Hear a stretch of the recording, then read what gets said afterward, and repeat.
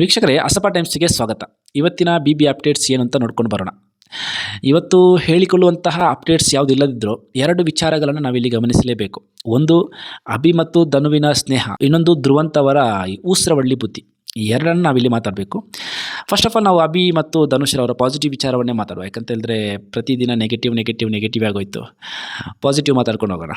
ಇವತ್ತು ಅಭಿ ಮತ್ತು ಧನುಷ್ ಅವರ ಆ ಮನೆ ಮಂದಿಯ ಲೆಟರ್ ಸಿಕ್ಕಿರೋ ಒಂದು ಭಾವನಾತ್ಮಕ ಸನ್ನಿವೇಶ ಇದೆಯಲ್ಲ, ಅದು ಎಲ್ಲರ ಕಣ್ಣೊಂಚೂರು ತೇವ ಮಾಡಿತ್ತು ಅಂತ ಅನ್ಕೋತೀನಿ. ಯಾಕೆಂತೇಳಿದರೆ ಅಲ್ಲಿ ಧನುಗೆ ತುಂಬಾ ಆಪ್ಷನ್ ಇತ್ತು. ಯಾಕೆಂತೇಳಿದ್ರೆ ತನ್ನ ಹೆಂಡತಿಯ ಕಡೆಯಿಂದ ಬಂದ ಲೆಟ್ರು ಸ್ಟಾರ್ಟಿಂಗ್ ಅವ್ರು ಏನು ಮಾಡ್ತಾರೆ ಅಂತ ಹೇಳಿದ್ರೆ ಬ್ಲರ್ ಆಗಿರೋದು ಒಂಚೂರು ಅಸ್ಪಷ್ಟ ಅಕ್ಷರಗಳ ಲೆಟರನ್ನು ಕಳಿಸಿಕೊಡ್ತಾರೆ. ಅದರ ಮೇಲೆ ಒಂಚೂರು ಕ್ಯೂರಿಯಾಸಿಟಿ ಜಾಸ್ತಿ ಬರಲಿ ಅಂತ.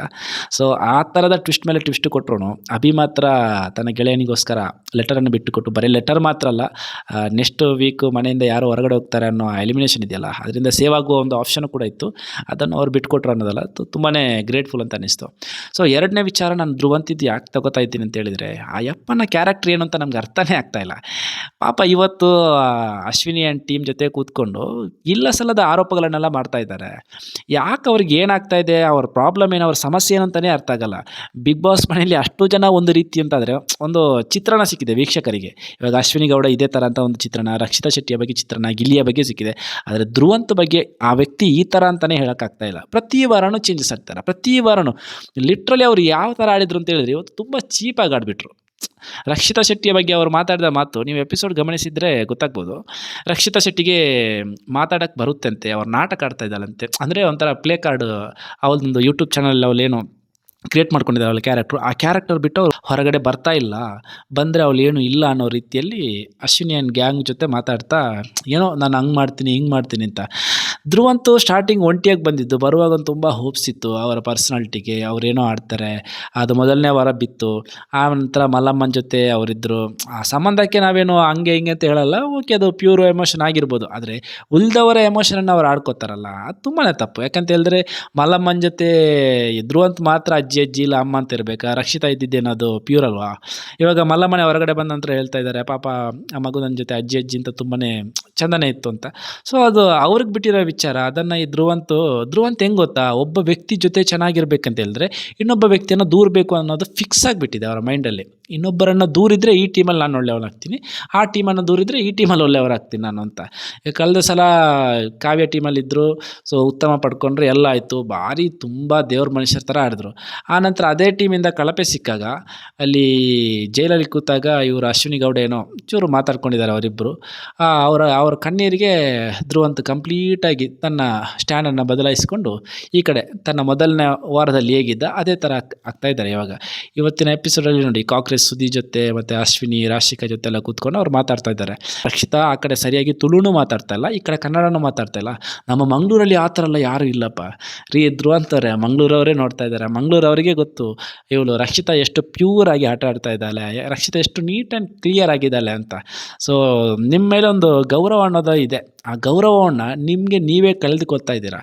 ಆ್ಯಕ್ಚುಲಿಯಾಗಿ ನಿಮ್ಮ ಸ್ಟ್ಯಾಂಡ್ ಏನು ಅಂತಲೇ ಗೊತ್ತಾಗ್ತಾ ಇಲ್ಲ. ಇವಾಗ ವೀಕ್ಷಕರು ನೋಡುವವರಿಗೇನೆ ಧ್ರುವಂತ್ ಸ್ಟ್ಯಾಂಡ್ ಏನು ಅಂತಲೇ ಗೊತ್ತಿಲ್ಲ. ಒಂದು ಸಲ ಅಳ್ತಾರೆ, ಒಂದು ಸಲ ನಗ್ತಾರೆ. ಯಾರಾದರೂ ಅವ್ರ ಜೊತೆ ಮಾತಾಡೋಕ್ಕೆ ಸಿಕ್ಕಿದರೆ ಸಾಕು, ಇನ್ನೊಬ್ಬರನ್ನು ದೂರೋದು ಬಿಟ್ಟು ಬೇರೆ ಯಾವ ಪಾಸಿಟಿವ್ ಏನೂ ಇಲ್ಲ. ಕಳೆದ ವಾರ ಚಂದ್ರಪ್ರಭಾ ಅವ್ರ ಮೇಲೆ ಜ್ಯೋತಿ ಬಿತ್ತಿದ್ರು, ಏನೇನೋ ಮಾಡಿಕೊಂಡ್ರು, ಏನೇನೋ ಆಯಿತು. ಪಾಪ ಚಂದ್ರಪ್ರಭಾ ಈ ವಾರ ಅವ್ರ ಹತ್ರ ಹೋಗೋದೇ ಇಲ್ಲ. ಎಲ್ಲಾದರೂ ಆ ಯಪ್ಪನ ಕೈಗೆ ಸಿಕ್ಬಿಟ್ರೆ ಮತ್ತೆ ಬಿಡಲ್ಲ ಅಂತ ಇವಾಗ ಅಭಿನ ಹಿಡ್ಕೊಂಡು ಕುಯ್ತಾ ಇದ್ದಾರೆ. ಅಭಿನೂ ಅಷ್ಟೇ, ನೆಕ್ಸ್ಟ್ ಯಾರಾದರೂ ಸಿಕ್ಕಿದರೆ ಅವರು ಜಂಪ್ ಹೊಡಿತಾರೆ. ಅಭಿ ಜೊತೆ ಕೂತ್ಕೊಂಡು ಸೂರಜ್ ಹಿಂಗೆ ಅಂತೆಲ್ಲ ಹೇಳ್ತಾ ಇದ್ದಾರೆ. ಇನ್ನೊಬ್ಬರ ಬಗ್ಗೆ ಯಾಕೆ ಸರ್ ನಾವು ಮಾತಾಡಬೇಕು? ನಾವೇನು ಹೋಗಿರೋದು ಆಟ ಆಡೋಕ್ಕೆ, ನಮ್ಮ ವ್ಯಕ್ತಿತ್ವ ಏನು ಅಂತ ತೋರ್ಸೋಕ್ಕೆ. ಇವಾಗ ಧ್ರುವಂತ್ ಅವರು ರಕ್ಷಣೆ ವಾರದಲ್ಲಿ ರಕ್ಷಿತನ ಪರವಾಗಿ ನಿಂತರು, 2ನೇ ವಾರದಲ್ಲಿ ಅಶ್ವಿನಿ ಅವರ ಟೀಮಿಗೆ ಸೇರಿದರು, 3ನೇ ವಾರದಲ್ಲಿ ನ್ಯೂಟ್ರಲ್ ಆದರು. ಆಮೇಲೇನೋ ಅದು ತುಂಬ ದೊಡ್ಡ ಜಗಳಾದಾಗ ನಾನು ನಿನ್ನನ್ನು ಬಿಟ್ಟು ಕೊಡೋದಿಲ್ಲ ರಕ್ಷಿತಾ, ನಾನು ನಿನ್ನ ಜೊತೆ ಇದ್ದೀನಿ, ಹಂಗೆ ಅಣ್ಣ ತಂಗಿ ಹಂಗೆ ಹಿಂಗೆ ಅಂತೆಲ್ಲ ಆಯಿತು. ಇವಾಗ ಮಲ್ಲಮ್ಮ ಹೋದರು, ರಕ್ಷಿತಾ ಒಂದು ಕಡೆ ಕೂತ್ಕೊಂಡು ಮಲ್ಲಮ್ಮನ ಜೊತೆ ಕಳೆದ ಕ್ಷಣಗಳನ್ನೆಲ್ಲ ಮೆಲುಕು ಹಾಕ್ತಾ ನಾನು ಮಿಸ್ ಮಾಡ್ಕೋತಾ ಇದ್ದೇನೆ. ಪಾಪ ಅವಳಷ್ಟೇ ಅವಳು ಮಾತಾಡ್ತಾ ಇದ್ದಾರೆ. ಇವರೊಂದಿಷ್ಟು ನರಿಗಳ ಟೀಮ್ ಇದೆಯಲ್ಲ, ಆ ಟೀಮ್ ಅವಳನ್ನು ದೂರ್ತಾ ಇದೆ. ಅಂದರೆ ಅವಳು ಕ್ಲಿಯರ್ ಆಗಿದ್ದಾಳೆ, ಅವಳ ಆಟವನ್ನು ಅವಳು ಆಡ್ತಾ ಅವಳ ವ್ಯಕ್ತಿತ್ವವನ್ನು ಅವಳು ಇಡೀ ಕರ್ನಾಟಕದ ಜನಕ್ಕೆ ತೋರಿಸ್ತಾ ಇದ್ದರೆ, ಇವರು ಇನ್ನೊಂದು ಕಡೆಯಲ್ಲಿ ಇವರ ವ್ಯಕ್ತಿತ್ವವನ್ನು ಜನರ ಮುಂದೆ ಬೆತ್ತಲಾಗಿಸ್ತಾ ಇದ್ದಾರೆ. ಇನ್ನು ಧ್ರುವಂತ್ಗೆಲ್ಲ ಇದು ಹೇಳಿಕೊಳ್ಳುವಂಥದ್ದಿಲ್ಲ. ಯಾಕೆಂತ ಹೇಳಿದ್ರೆ ಧ್ರುವಂತ್ ಮೇಲೆ ಇನ್ನೊಂದು ಜವಾಬ್ದಾರಿ ಇದೆ. ಇವಾಗ ಒಂದೇ ಊರಿನವರು ಇಬ್ಬರು ಒಳಗಡೆ ಇದ್ದಾರೆ. ಸೊ ಅಂದಮೇಲೆ ಎಷ್ಟು ಏನೇ ಇದ್ರೂ ಇವಾಗ ಎಲ್ಲೂ ಕೂಡ ರಕ್ಷಿತಾ ಧ್ರುವಂತನೂ ಬಿಟ್ಕೊಟ್ಟಿಲ್ಲ. ಈ ಕಳೆದ ಸಲ ಇವರು ವೈಲ್ಡ್ ಕಾರ್ಡ್ ಎಂಟ್ರಿ ಆದಾಗ ಧ್ರುವಂತ್ ಮೇಲೆ ಟಾರ್ಗೆಟ್ ಮಾಡಿದ ರಕ್ಷಿತಾ ವಿರುದ್ಧ ಅಂದರೆ ಧ್ರುವಂತ್ ಪರವಾಗಿ ಸ್ಟ್ಯಾಂಡ್ ತಗೊಂಡು ನಿಂತಿರೋದು ರಕ್ಷಿತಾ ಮತ್ತು ಮಲ್ಲಮ್ಮ. ಅದು ಸುದೀಪ್ ಸರ್ ಕೂಡ ಪಂಚಾಯತಿಯಲ್ಲಿ ಹೇಳಿದರು. ಆದರೆ ಅದಕ್ಕೂ ಕೂಡ ನಿಯತ್ತಿಲ್ಲ ಈ ಧ್ರುವಂತ್ ಅವರಿಗೆ. ಮತ್ತೆ ಅದೇ ಟೀಮಿಗೆ ಸೇರಿಕೊಂಡು ರಕ್ಷಿತಾನನ್ನು ಏನೇನೋ ಇಲ್ಲದೆಲ್ಲ ಹೇಳ್ತಾರೆ. ಅವ್ರು ಹೆಂಗಾಗಿದೆ ಗೊತ್ತಾ, ಇವಾಗ ಅಶ್ವಿನಿ ಮೇಡಮ್ ಅವರಿಗೆ ಇಲ್ಲ ಅಶ್ವಿನಿ ಆ್ಯಂಡ್ ಟೀಮಿಗೆ ಇವರು ಒಳ್ಳೆಯವರಾಗಬೇಕಲ್ಲ. ಸೊ ಒಳ್ಳೆಯವರಾಗಬೇಕಂದ್ರೆ ಅವ್ರಿಗೆ ಯಾರು ಆಗಲ್ಲ. ಇವಾಗ ಸದ್ಯದ ಮಟ್ಟಿಗೆ ಅವರ ಟಾರ್ಗೆಟ್ ಇರೋದು ರಕ್ಷಿತಾ ಶೆಟ್ಟಿ ಮಾತ್ರ. ಸೊ ರಕ್ಷಿತಾಳನ್ನು ದೂರುವಾಗ ಆ ಮಂಗಗಳೆಲ್ಲ ಓ ಹೌದಾ ಅಲ್ವಾ ಈ ರೀತಿ ಹೂಂಗುಡ್ತದಲ್ಲ, ಇದು ಇವರಿಗೆ ಇನ್ನೂ ನಾನು ಆ ಟೀಮಲ್ಲಿ ಹೈಲೈಟ್ ಆಗ್ತೀನಿ ಅನ್ನೋ ಭ್ರಮೆ.